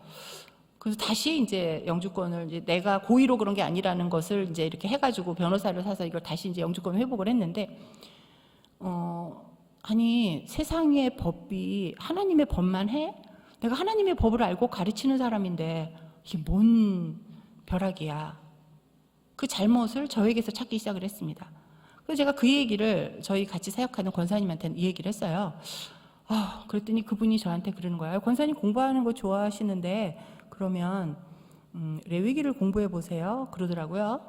솔직히 레위기 어렵다고 생각했고, 지금 뭐 법이고 하지 말라는 거 너무 많고 먹지 말라는 거 너무 많고, 근데 난 순대도 좋아하고 순대 간도 좋아하는데 거기 막 그런 거 하지 말라 그러고, 나를 별로 생각이 없어서 성경 통독하다 보면 살짝 대충 넘겨가고 이제 신명기로 넘어가고 그랬죠. 그래서 레위기 재미도 없는데 그걸 날 보고 공부하라 그래. 그랬더니 해보세요. 제가 어디서 강의를 들었는데 그래도 권사님은 재밌게 공부를 하실 수 있을 것 같다고 그러는 거예요. 그래서 아무리 그래도 무슨 레위기가 재미가 있어? 그러고 했는데 그 성경을 피면서 제가 그런 마음으로 기도하면서 했더니 그 가난한 저의 마음속에 하나님이 오셔서 레위기를 설명해 주시기 시작했습니다. 그리고 한 달 만에 200페이지가 넘는 책을 쓰고, 성경 공부 책이에요. 물론 저를 도와주시는 목사님이 계셨어요. 자료들을, 내가 원하는 자료들을 같이 이렇게 조사를 해서 저한테 주셨고, 제가 그것을 성경 공부 책으로 만들었습니다. 제 이야기가 아니라 쉽게 했습니다. 그리고 제가 이때까지 2015년도부터 지금까지 많은 지역을 다니면서 레위기 강의를 하는데요. 또 여러분 인터넷에서도 찾아보면 제 이름과 레위기를 치면 강의가 있습니다. 그냥 이렇게 딱 30분 들으면 어려우세요? 그러면 쉽대요. 첫날 하고 나서 어려우세요? 쉬워요. 그게 비밀인 것 같아요. 여러분들이 성경이 어느 날 잘 안 익혀지면, 하나님께 지혜를 달라, 그럼 하나님이 좀 보여주시라, 이게 뭔 소린가, 그럼 하나님이 여러분에게 그 성경을 읽혀지게끔 도와주시는 것 같아요. 그러고 나니까 그 다음에는 사람들이 영적전쟁이야 나도 그랬는데 그게 아니야. 거룩을 공부하다 보니까 우리가 거룩하지 못하니까, 영적 전쟁이면 사단이 영적인데 하나님이 창조하신 그 똑똑한 아담과 하와도 속여먹었는데 그거 뭐 우리가 어떻게 이기겠나. 그런데 생각해보니까 이게 거룩한 전쟁이다. 그러면 내 전쟁이 아니라 하나님의 전쟁이에요. 거룩이라는 단어 자체는 사단에게 쓸 수 없습니다. 거룩이라는 단어가 마치 그 출애굽할 때에 그 임방에 바르는 예수님의 보혈과 같은 거예요. 그래서 그 거룩을 발라서 거룩의 전쟁을 선포하니까 그 다음부터 나에게 일어나는 많은 영적 전쟁은 내가 실족하는 경우가 있어도 그렇게 오랫동안 저를 괴롭히진 않더라고요. 그래서 그것을 또 알게 됐습니다. 그래서 영적 전쟁을 강의를 했는데, 그때는 제가 신학하기도 전이고 이게 일반 성도다 보니까 사람들이 권사님이 계시록을, 영적 전쟁 하려니까 계시록을 가지고 그렇게 막 하고 다니시면 막 이상한 목사님들이 막 권사님 이상하게 막 이단으로 몰아갈 수도 있다는 거예요. 그래서 보니까 그 영적 전쟁에 대한 얘기가 여러분 성경책에서 계시록 말고 또 어디에 제일 많이 나와 있냐면 에베소서예요. 근데 에베소서는 교회론입니다. 교회 공동체가 어떻게 돼야 되는가 하는 거죠. 교회라는 것은 뭐 초대교회, 온누리교회, 사랑의 교회 이걸 얘기하는 게 아니잖아요. 예수님을 그리스도로 영접한 사람들의 모인 것이 공동체잖아요. 이런 건물이 아니라. 그러니까 그 공동체가 바로 에베소서에 있는 겁니다. 근데 에베소서는 구조상 보면 앞에는 교리에 대한 것이 쫙 서 있고요. 나머지 4장부터 6장까지는 실천편이에요.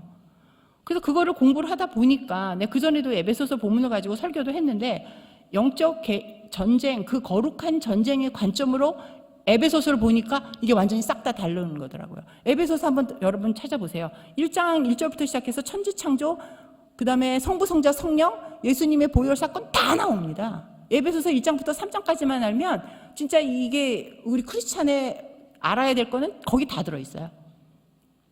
그래서 선교사님들이 현지인들을 가르칠 때 이 에베소서를 하면 좋겠다라는 생각을 했지만, 뭐 레위기 하나면 됐지, 성도가 뭐 신학도 안 하고 이제 그런 마음으로 시작을 못했죠. 그러면서 제가 신학교 공부를 해야 되겠다, 성경을 좀 알아야 되겠다. 그래서 아까 말씀드린 대로 제가 신학교를 들어갔더니 신학교에서 성경을 가르치지 않더라 이 말입니다. 그러니까 신학교 공부를 하면서 에젤 선교 운영도 하면서 해외 강의도 다니면서 그러면서 또 다시 이 마태복음을 했습니다. 왜 마태복음을 했느냐?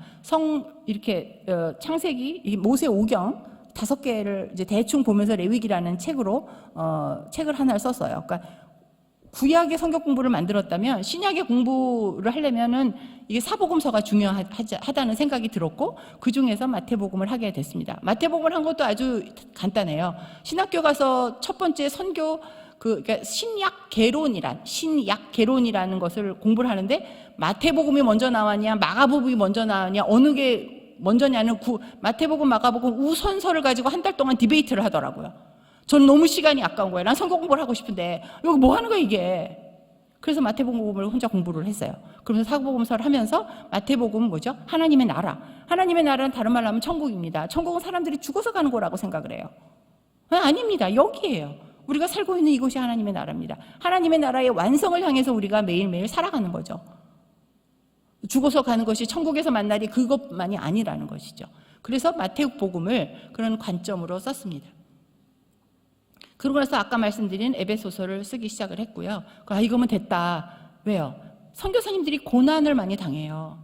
근데 에베소서는 무엇인가요? 굉장히 음란한 아담의 여신상이 있는 굉장히 더럽고 추악한 그 도시에 사도 바울이 그 모든 것을 다 물려버리고 여기다가 그 신전 이런 거 하지 말고 예수 그리스도 한 분만 믿어라. 그럼 너희가 구원을 얻으리라. 네 가족이 잘 된다. 이렇게 얘기를 하는 거잖아요. 그 도시가 가장 문란했고 그리고 거기서 믿음을 지키는 에베소 성도들이 너무 고귀했고 그분들이 저는 선교사님들과 비슷하다고 생각을 했습니다. 그리고 그 실 끝난 줄 알았어요. 그랬는데 맨 마지막에 제가 쓴 것은 빌립보서였습니다. 빌립보서는 4장밖에 되지 않죠. 근데 저는 이 책을 쓰는데 7개월이라는 가장 많은 시간을 할애했습니다. 이 책을 쓰고 이제 한 학기만 되면은 졸업도 하는데 신학교도 졸업을 하는데 제가 삶이 너무 힘들었어요. 너무 외롭고 힘들고 사람들이 아까 말한 영상에서도 보셨던 것처럼 너무 많은 막 문제점들이 막 있어서 제가 막 머리가 아팠어요. 그러고 났는데 제 마음속에서 그냥 수업을 끝나고 밤 10시쯤 이렇게 집으로 돌아오는데 죽고 싶다. 이런 생각이 드는 거예요. 너무 힘들어. 그만했으면 좋겠어. 이런 생각이 드는 거예요. 여러분 목사님이라고 성경 가르치고 막 여기 가서 집회하는 사람들하고 늘 행복하고 기쁜 거 아니에요. 그런데 그때 제 차 뒤에서 운전 조심해라. 근데 제가 카풀을 많이 했거든요. 누가 태운 줄 알고 네 그러고 나서 보니까 아니야 오늘 아무도 안 태웠는데 그 순간 하나님이 나와 함께 하신다는 걸 알았어요. 그래서 네 알겠습니다. 근데 제 차가 이게 투도어라서 뒷좌석이 좀 불편해요. 제가 그때 하나님께 이런 말씀을 드렸습니다. 하나님 뒷자리 불편해요. 제 옆에 오셔서 앉으세요. 그렇게 말을 했어요. 이게 제 기도하는 방식을 제가 여러분한테 말씀드리는 거예요. 재밌죠? 근데 하나님께서 뒤에서 내가 몹시 고나다 이러세요. 근데 제가 머리가 이게 수학과 나가고 머리가 빨리 돌아가요. 아니 신인데 피곤하다고? 왜 나한테 찾아와서 기권하신다는 말씀이 피곤하다는 거야? 날 보고 어쩌란 말이야? 뭐 이런 생각이 막 들어요. 이거 어떻게 해야 되지? 그래서 제가 드렸던 말씀은 내 마음은 그렇게 막 여러 가지 질문이 있는데 제가 하나님한테 이렇게 말씀드렸습니다. 앞자리에 오셔서 제 어깨에 기대세요.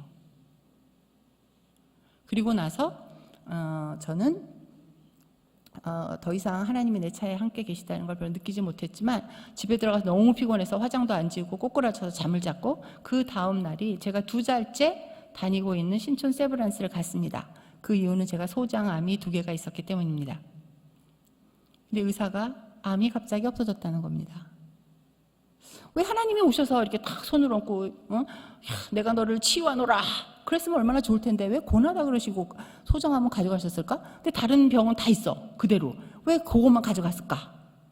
저는 알 수 없지만 제가 병에서 완전히 자유해주면 하나님을 떠날까 봐 하나님이 아직은 남겨두신 게 아닌가라는 생각을 합니다. 그 소장암은 사람들이 잘 발견이 되지 않는데요. 증상도 없고 잘 걸리지도 않고 암 환자 중에서도 0.3%밖에 안 된다고 하더라고요. 근데 저는 이미 간에 문제가 있어서 간을 시술을 받았거든요. 그래서 팔로우업을 하다가 그것이 발견이 된 거였어요. 간은 여전히 문제가 있는 거예요. 결국은 7년 후에 저는 간 반을 잘라냈어요. 근데 문제가 있는데 간은 자라잖아요. 근데 제 상태가 너무 나빠서 놔둬도 또 나쁜 놈으로 자라기 때문에 아예 못 자라게 지져버렸대요. 근데 아직도 문제가 있기 때문에 저는 또 몇 달이 될지 몇 년이 될지 모르지만 또 간을 또 잘라야 돼요.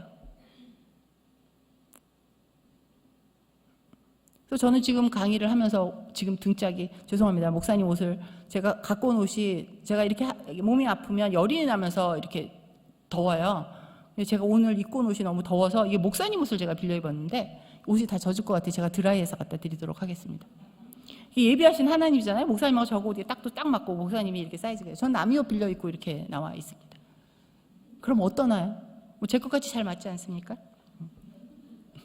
제가 영상 하나 보여드리도록 하겠습니다. 이것은 저희 기도방 식구들의 이야기입니다. 이분들의 얼굴의 표정을 한번 봐주세요. 특별한 사람들이 아니에요. 다 여러분들 같은 분들이에요.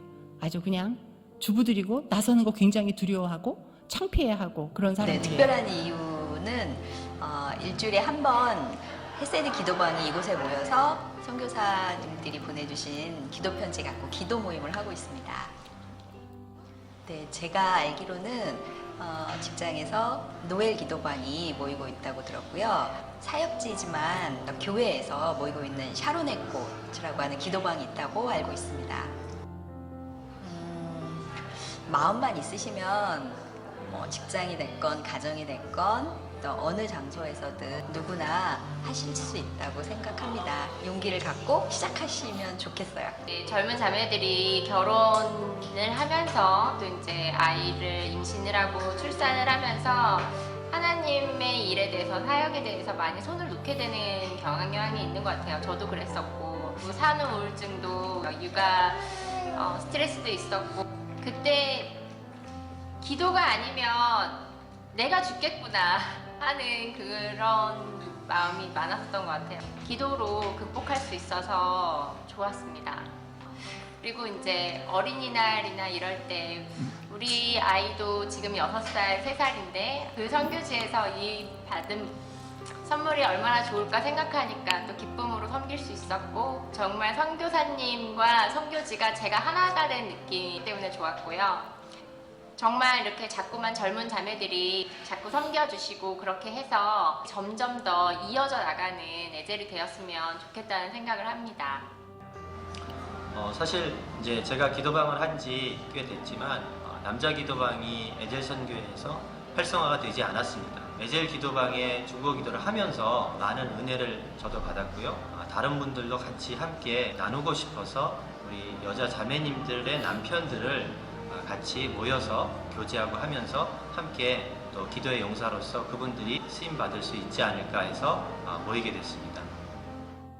저에게 길을 알려주는 내비게이션 같은, 그래서 어떤 방향인지 갈 수가 있었고 그 방향대로 제가 꿋꿋이 또 다시 일어설 수 있는 중보기도가 내비게이션 같은 그런 역할을 하는 것 같습니다. 에젤의 사역을 들으면서 가슴이 뛰었는데 사람이 또 당장 찾아갈 것 같았는데 또 어느 순간 잊어버렸어요. 근데 또 CGN TV를 통해서 홍 권사님이 또 나오셔가지고 사역을 다시 소개를 하시더라고요. 즉시 에젤 사무실에 전화를 걸어가지고 제가 이러이러한 사람인데 그곳의 사역이 너무 공감을 해서 찾아가고 싶습니다. 월요일날 모임이 있으니까 오십시오. 그렇게 안내를 받았어요. 그래서 제가 정말 찾아올 때를 잘 찾았구나.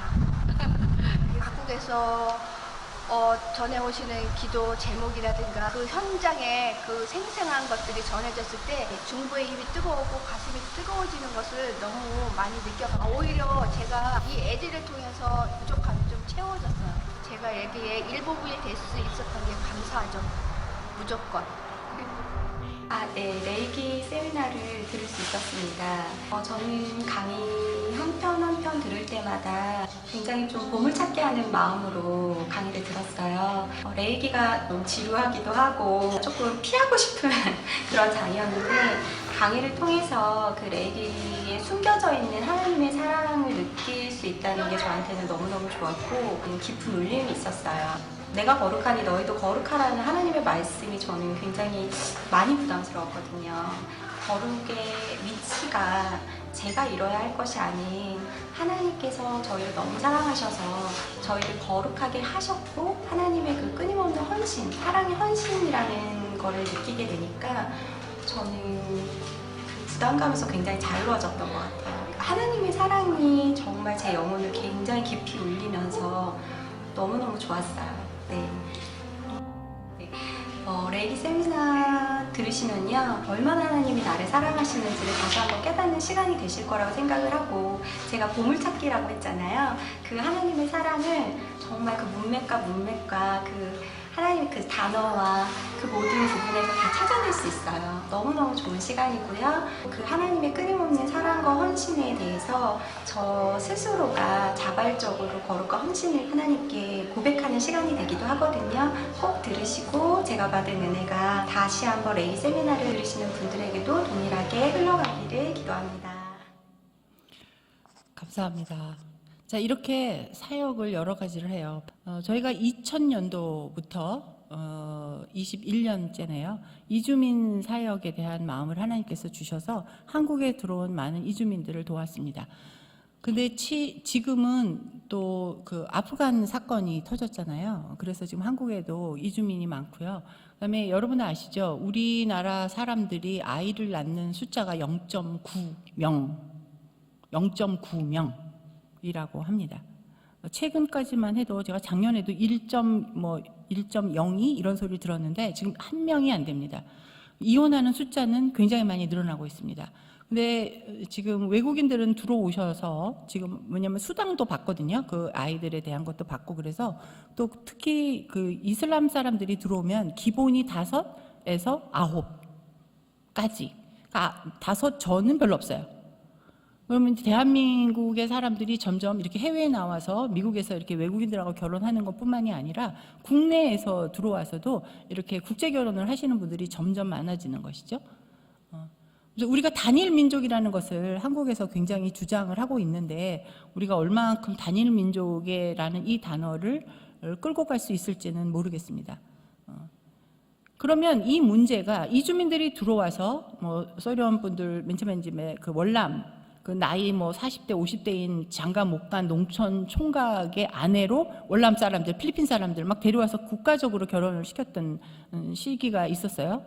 그러다가 지금은 해외에서 일하러 많은 우리나라 사람들도 이제 블루칼라 일을 잘 안 하려고 해서 외국 사람들이 노동자로 많이 들어오면서 노동자들을 우리나라 사람이 학대하는, 우리나라 사람들이 동양에서 그러니까 아시아에서 들어오시는 분들은 좀 무시하고 이렇게 유럽 사람들이나 미국 사람들은 조금 무조건 존경하는 좀 그런 심리들이 좀 있어서 굉장히 많은 아시아 사람들이 저희한테 구박을 받고 몇시 천대를 받았죠. 돈도 잘 못 받고 사고가 나도 치료도 받지 못하는 이런 것들이 뉴스가 굉장히 많이 나왔습니다. 그런데 지금은 또 이제 한류 열풍이 불었습니다. 정말 많은 사람들이 한국으로 들어오고 있습니다. 세계 저희 나라가 7째의 그런 강국이라죠. 우리나라가 지금 제가 GBT에서 이번에도 저희가 회의를 하면서 들었던 얘기인데요. 선교 대한민국이 전 세계에서 2번째로 많은 선교사를 파송한 나라임에도 불구하고 이것이 신학적으로 정리가 되어 있지 않다는 것을 그 선교 신학을 연구하시는 한국의 학자들한테서 제가 들었습니다.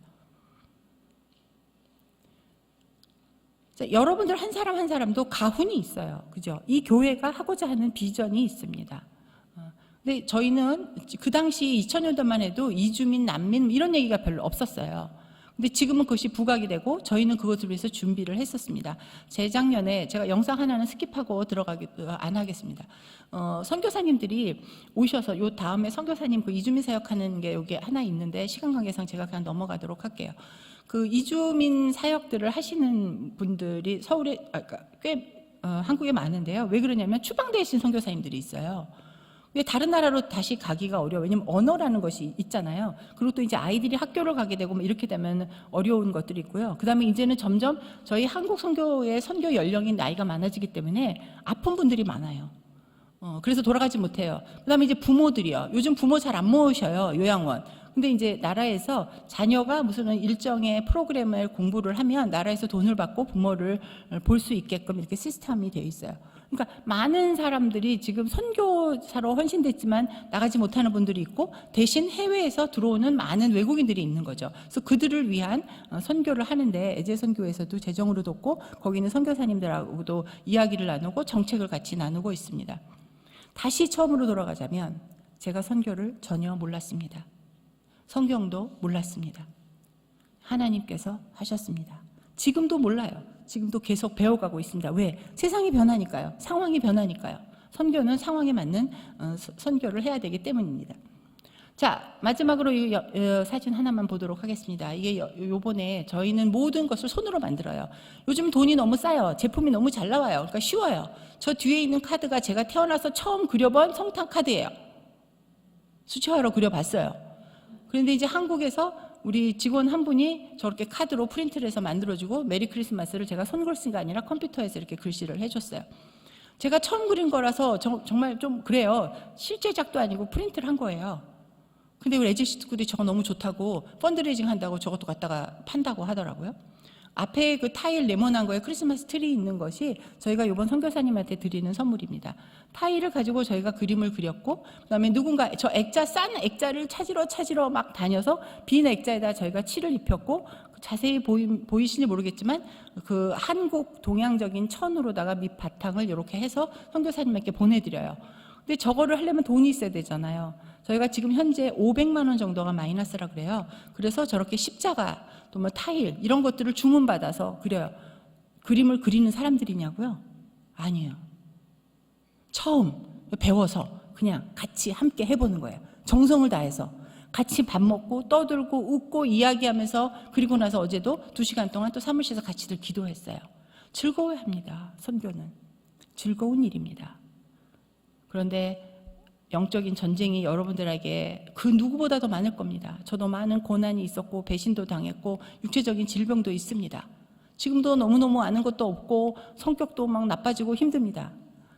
요즘은 사실 이 얘기하는 사람들이 많이 있긴 하지만 굉장히 많이 부끄럽습니다. 영적인 일을 하는 사람인데 저는 공황장애도 있고 강박증도 있고 우울증도 있습니다. 그래서 어제 저녁에도 약을 먹었습니다. 그러나 노력하는 것입니다. 하나님 안에서. 어떤 사람이 저를 보고 그래요. 권사님 너무 좋겠다고 너무 은혜 받는 일만 하고 맨날 좋은 얘기만 듣고 이렇게 막 맛있는 거 먹고 다니고 아니거든요. 저 서울하고 시간 맞춰서 일어나라고 매일 거의 새벽 2시면 자거든요. 간 수술한 날도요.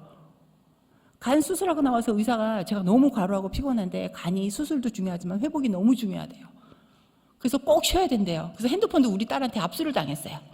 근데 그날 수술하고 나서 비몽사몽간에 병실로 옮겼는데 우리 딸이 엄마 이거는 봐야 될 것 같아 라고 주었어요. 인도네시아에 있는 한 선교사님입니다. 말라리아 걸려서요. 그래서 코로나인지 몰랐답니다. 코로나가 걸렸고 장염이 걸렸고 폐렴까지 걸렸답니다. 곧 오지 않으면 죽는데요. 에어 앰뷸런스를 띄워야 됩니다. 에어 앰뷸런스 비용이 2억 4천입니다. 3일 만에 그 돈이 모이지 않으면 긴급 이사회를 소집하자고 그리고 헌금을 했습니다. 대표가 이런 말씀을 했어요. 지금 갖고 있는 돈이 다 이렇게 되면 저희가 선교관을 또 이걸 매입을 해야 되는 자금이고 또 다른 선교사님들도 막 이렇게 또 이런 일들이 생기면 어떡하나. 대표로서 충분히 걱정할 수 있는 겁니다. 근데 제가 이랬습니다. 기도해야죠. 다른 분도 그렇게 안 걸리게. 일단 사람은 살려야 될 거 아닙니까? 있는 돈 없는 돈 다 긁어서 이번 비행기 에어 그거 산다고 빨리 예약하십시오. 그리고 저도 헌금을 했습니다. 그리고 병원에서 제가 적어도 1000명 이상의 사람들에게 카톡을 했습니다. 제가 그때는 이게 큰 수술이라서 목을 따고 여기다가 관을 이렇게 심장까지 박아갖고 이게 깨어나 보니까 이렇게 링거 줄이 5개가 여기 있고, 그다음에 이쪽은 구멍을 뚫어갖고 담즙 뽑아낸다고 줄을 하나, 이게 주머니 하나 달고 있고, 이쪽은 또 소변줄을 달고 있고 줄이 7개더라고요.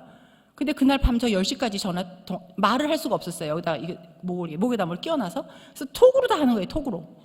단톡을 보내면 반응이 덜해요. 개인톡으로 누워서 침대에서 의사가 저를 보고 죽으려고 환장했냐 진짜 그러면서 나가라고 그러더라고요. 선교는 목숨을 걸어야 합니다. 제가 그거 하고 싶어서 하는 게 아니라 하지 않으면 안 되게 제 마음을 하나님 움직여 주셨습니다. 그런데 비행기 연결이 잘 안 돼서 결국은 3억 6천이 모였어요. 근데 비용은 3억 1천이 들어서 왔고 돈이 남았습니다.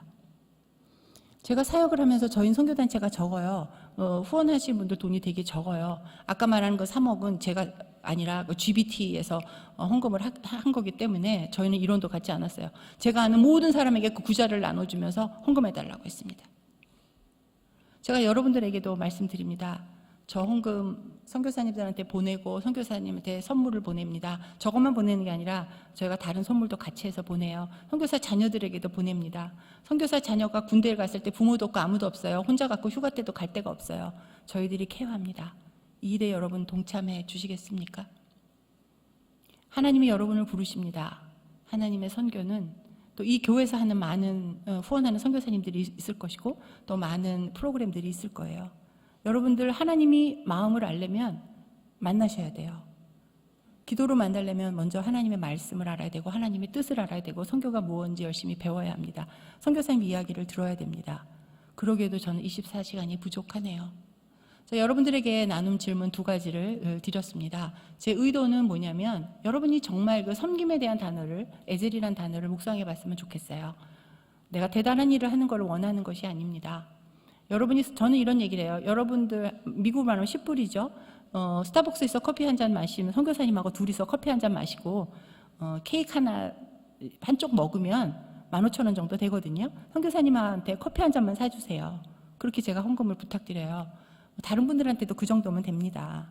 그렇게 이야기를 해요. 정말 작은 헌금들이 모여서 큰 일을 하게 됩니다. 그래서 정말 여러분들이 하나님의 사랑이 없으면 이 일을 하기 어려운 것 같아요. 사랑을 경험한 사람만이 사랑을 나눠줄 수 있습니다. 그리고 여러분이 하나님의 선교에 대한 이야기를 들었습니다. 복음을 전하는 일에 수고하는 하나님의 마음을 가진 선교사들에게 여러분들도 동일한 마음을 갖고 계시다면 그것이 바로 하나님의 선교로 하나님이 여러분을 부르신 거라고 생각을 합니다. 에젤 선교회가 미국에 있는 서포트 포 미션으로 등록돼 있어요. 제가 OMF 선교사님 대표가 강의를 먼저 끝내고 그다음에 그 다음번에 제가 강의를 하는 시간이었는데요. 그분이 와서 OMF에 있는 책을 막 팔고 이게 카드 긁는 것까지 와서 막 하시더라고요. 그래서 제가 아니 대표님이 누구 직원 하나 데리고 오지. 그래서 강의 끝나고 중간에 휴식 시간에 책까지 파세요. 그랬더니 저를 보고 그러더라고요. 아니 대표가 책을 팔아야지 직원들도 책을 팔아주지 무슨 말이냐고. 그래서 저는 그 말 들은 이후는 제가 이렇게 구자번호를 갖고 다녀요. 여러분 젤레로 이렇게 제 전화번호가 제 전화번호인데요. 서포트 포 미션이라는 것으로 여러분의 헌금이 들어갈 겁니다. 여러분이 주신 헌금을 가지고 이번에 크리스마스 넉넉한 크리스마스로 모두가 행복한 크리스마스가 됐으면 좋겠습니다. 귀한 시간 내주시고 또 중간에 브레이크 한 번 드리지 못하고 이렇게 강의를 달려오게 돼서 너무 죄송하고요. 이 중에서 단 한 분이라도 하나님의 마음이 전달됐으면 좋겠습니다. 감사합니다.